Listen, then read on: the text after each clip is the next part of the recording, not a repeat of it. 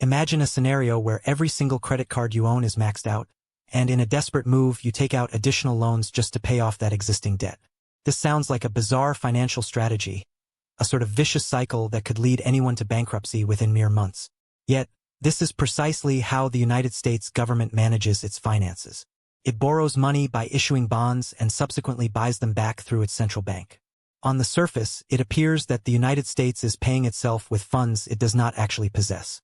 In essence, this represents one of the largest financial illusions globally, forming the bedrock of our world economy. The real question here is not about how clever this trick is, but rather how long it can persist before the facade collapses under its own weight. To grasp this intricate game of finance, one must start with the fundamentals. A government bond acts as an IOU.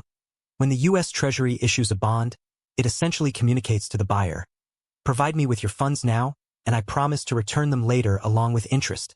These bonds are widely regarded as some of the safest investments available, backed by what is termed full faith and credit of the United States government. For over 2 centuries, this trust has proven strong enough to sustain annual budget deficits, allowing the country to spend beyond what it collects in taxes while being confident that buyers will always be there for their debts. This phenomenon occurred on an unprecedented scale following the financial crisis of 2008 and again during the pandemic period. The Federal Reserve acquired trillions of dollars worth of bonds, effectively financing government expenditures with money that was conjured out of nothingness. In simpler terms, this means that America has been buying back its own debts. For an average person, this situation may seem utterly absurd. It almost resembles a conspiracy theory. How can a nation borrow from itself? How is it possible for a country to fabricate currency from thin air while labeling it wealth? Nevertheless, this mechanism is fundamental to our contemporary financial architecture. This process allows wars to be funded without raising taxes or burdensome fiscal policies being imposed on citizens. It explains why stimulus checks appear unexpectedly in our mailboxes and how Wall Street receives bailouts when crises arise within its ranks. While it may feel like sorcery at times, there is indeed a hidden cost associated with this practice, the price paid not by Washington or Wall Street but by ordinary citizens through an insidious tax known as inflation. Let's simplify some of this jargon and explore how this financial trickery operates today. The U.S. Treasury finds itself in need of capital because governmental expenditures frequently exceed tax collections. To address this shortfall, it issues bonds that promise repayment in the future along with accrued interest. These bonds are sold through competitive auctions and are eagerly purchased by various entities. Foreign nations such as China and Japan, investment firms, banks, pension funds, and insurance companies, among others. They are drawn to treasury bonds because they are widely regarded as one of the safest investments available globally. In essence, we find ourselves entrenched in a complex web where trust underpins monetary value and strategic decisions dictate economic stability, while simultaneously influencing everyday lives across society. Yet, the most powerful player in this financial arena is not any of these individuals. It is the Federal Reserve, the central bank of the United States. Herein lies the crux of the matter. The Federal Reserve does not need to raise taxes or dip into savings to purchase treasury bonds. Instead, it simply generates money in a digital format. When the Federal Reserve decides to buy bonds, it adds numbers to its balance sheet and transfers these funds directly to sellers. This is how new money enters the economic system. From an external perspective, it may appear as though America is funding itself with invisible currencies. In a certain sense, that assumption holds some truth. This process is not merely theoretical. It has been actively utilized during every crisis of the past century.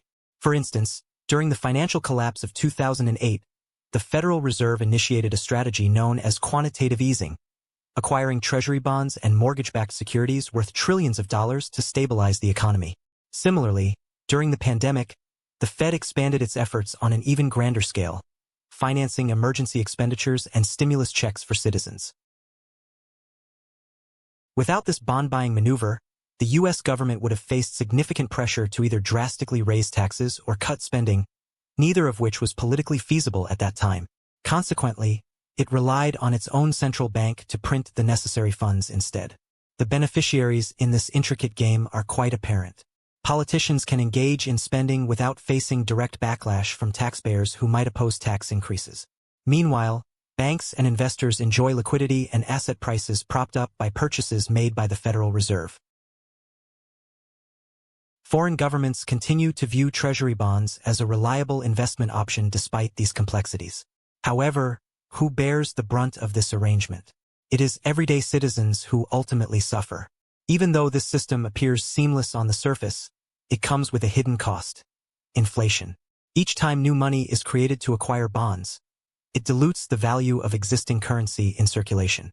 As a result, consumers find themselves paying more at grocery stores while their savings diminish and wages struggle to keep pace with rising costs. This system has its roots in the early days of the nation. Following the Revolutionary War, the fledgling U.S. government found itself drowning in unpaid debts owed to soldiers, suppliers, and foreign allies like France. Alexander Hamilton, who served as the first Secretary of the Treasury, recognized that settling these debts with new bonds would help restore confidence among creditors. This strategy was successful. By demonstrating its ability to meet financial obligations, the U.S. encouraged investors to continue lending money. However, from that moment forward, the country entered a cycle of borrowing, refinancing old debts while continuously issuing new ones. Bonds quickly became vital to American finance. Inflation acts as a silent tax that facilitates this bond-buying trickery without taxpayers fully realizing its impact on their day-to-day lives. Furthermore, there exists another consequence stemming from this situation: dependency. For decades now, the United States has grappled with persistent deficits that have led national debt levels to soar beyond $30 trillion, a figure that shows no sign of decreasing anytime soon. Foreign governments that once eagerly financed American borrowing are beginning to lose their appetite for such investments. Countries like China and Japan, two of the largest foreign holders of U.S. Treasury bonds, have started reducing their stakes in recent years. As global confidence shifts and evolves over time, America finds itself increasingly reliant on its own central bank to keep economic wheels turning smoothly. The implications of such dependency could be profound as international dynamics continue to change and reshape how global economies interact with one another. With escalating debt levels and diminishing foreign support for bonds, questions arise regarding long-term sustainability and stability within both domestic and international markets alike. This situation signifies a significant increase in monetary issuance, intensified inflationary pressures, and heightened vulnerability if trust begins to wane. This phenomenon is not exclusive to the United States. Throughout history, empires have often leveraged debt as a means of extending their influence. For instance, Great Britain financed its formidable navy and vast colonies by accumulating mountains of bonds until the British pound lost its global supremacy post-World War II, leading to an unbearable debt load. In the 18th century, France resorted to issuing bonds and employing monetary tricks to fund its wars, only to spiral into revolution when that financial system ultimately collapsed. History reveals a clear pattern. While debt can fuel empires temporarily, faith in it eventually diminishes. The United States currently navigates this precarious landscape with one remarkable advantage. The dollar remains the world's primary reserve currency. Oil transactions are conducted in dollars, and international trade predominantly occurs using this currency. Central banks across the globe regard U.S. Treasury bonds as their most reliable reserve assets, creating a unique financial cycle. The U.S. issues debt instruments that are eagerly purchased worldwide, allowing the dollar to maintain its dominance. This creates a financial empire founded not on tangible assets like gold or land, but instead on confidence in American debt obligations. However, cracks are beginning to form in this seemingly solid facade. Nations within the BRICS bloc are actively exploring alternative currencies. Central banks are increasingly stockpiling gold as a hedge against uncertainty, and murmurs of de-dollarization grow ever louder. Should the global community come to perceive U.S. debt as no longer a safe bet, the intricate trick holding this system together could unravel rapidly. So why should you be concerned about this complex bond dynamic? It is not merely an abstract accounting exercise. It significantly influences your daily life, impacting your savings account, grocery bills, and mortgage payments. Each time the government turns to the Federal Reserve for assistance in purchasing its debts, more money enters circulation. Whenever additional money is created, It dilutes the value of your existing dollars. This erosion of purchasing power is precisely why inflation feels akin to theft. It is indeed a silent transfer of wealth from everyday citizens holding cash and salaries toward the elite who own appreciating assets. The illusion persists only as long as people maintain faith in the reliability of U.S. Treasury bonds and the stability of the dollar while believing inflation will remain manageable. Yet history teaches us that illusions can shatter unexpectedly. In Weimar Germany during the 1920s, state-sanctioned money printing to cover debts led to hyperinflation that obliterated savings overnight. The implications of such economic shifts extend beyond mere numbers. They shape societal structures and influence individual livelihoods on a profound level. Understanding these dynamics empowers individuals to navigate uncertain financial waters with greater awareness and resilience against potential upheavals that may arise from shifting global economic paradigms. A significant transformation occurred with the establishment of the Federal Reserve System in 1913.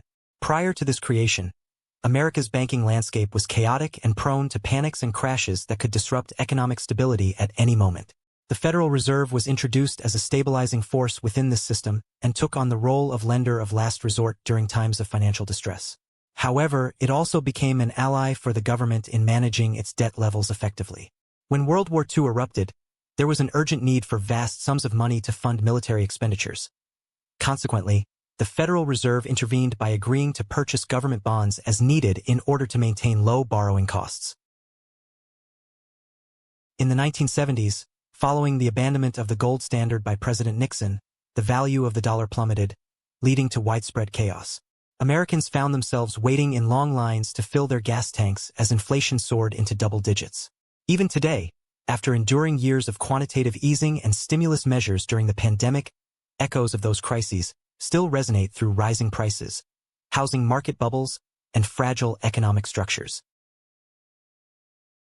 The real peril we face today extends beyond mere inflation. It is the underlying fragility of our financial system.